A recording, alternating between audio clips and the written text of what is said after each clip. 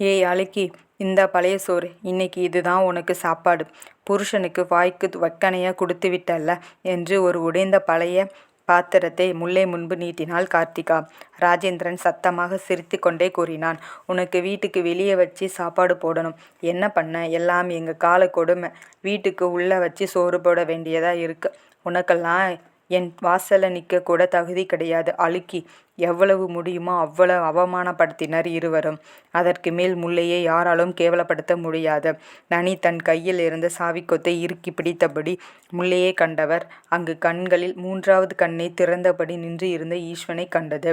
கார்த்திகா ராஜேந்திரன் இருவரும் சத்தமாக சிரிக்க கந்தன் பெரிய மனிதருக்கான தகுதியை இழந்தான். ஏய், சீக்கிரம் அந்த சாப்பாட்டை வாங்கிக்கோ, இல்லை அதுவும் கிடைக்காது என்றார். முல்லை அனைத்து அவமானங்களையும் தாங்கிக் கொண்டு கை நீட்டி வாங்க போக அவளுக்கு முன்பு வலிமையான கை ஒன்று நீன்று வந்து கார்த்திகா கொடுத்த கிண்ணத்தை வாங்க மற்றவர்கள் அதிர்ச்சியில் எழுந்தனர். ஈஸ்வரின் கோபம் கொப்பளிக்கும் முகத்தை அவ்வளவு எளிதாக யாராலும் கண்டுபிடித்திட முடியாது. அவன் முகத்தை சாந்தமாக வைத்திருந்தவன் கையில் வாங்கிய கிண்ணத்துடன் சாப்பாட்டு மேசையை ஒரு உதை விட்டான். வலிமையாக மேசை இரண்டாக உடைந்தது. அதிலிருந்த உணவுகள் அனைத்தும் மற்றவர்கள் மேல் தெரித்தது.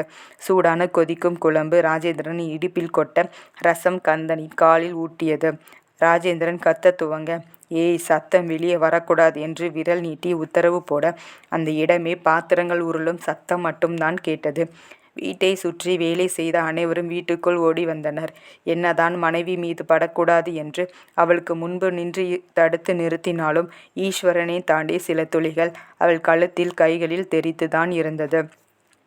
கார்த்திகா பயத்தில் நடுங்கியபடி தன் கணவனை நோக்கி அடியெடுத்து வைக்க ஈஸ்வரன் தனக்கான நாட்காலியில் அமர்ந்து, கார்த்திகா இங்கே வா என்றான் உருமலாக. ஈஸ்வரன் வார்த்தைகளை மீறி அடியெடுத்து வைக்கக்கூடாது என்பதால் மீண்டும் அதே இடத்தில் ஆணி அடித்தால் போல் நின்றவளை அப்படியே கீழே உட்காரு என்றான். அவன் காலடியில் கார்த்திகா கண்கள் கலங்க தன் கணவனை பார்க்க, அண்ணா, அவள் என் பொண்டாட்டி, இந்த வீட்டு மருமகள். அவளை போய் இப்படி அவமானப்படுத்துறீங்க. முல்லையை இழுத்து நாட்காடி கைப்பிடியில் அமர வைத்தவன், அப்போ இவை யாரு ராஜேந்திரன்? ராஜேந்திரன் பதில் சொல்ல முடியாமல் திணறி நிற்க, உட்காருன்னு சொன்னேன். ஈஸ்வரன் அதட்டலில் பட்டென்று கீழே அமர்ந்தவள் கண்ணீர் முல்லை காலடியில் விழுந்தது. கிண்ணத்தை நீட்டியவன், இதை நான் இன்னைக்கு நீ சாப்பிடணும் என்றான் அதிகாரமாக. இல்லை, மாட்டேன். இது 2 நாளைக்கு முன்னாடி சமைத்தது.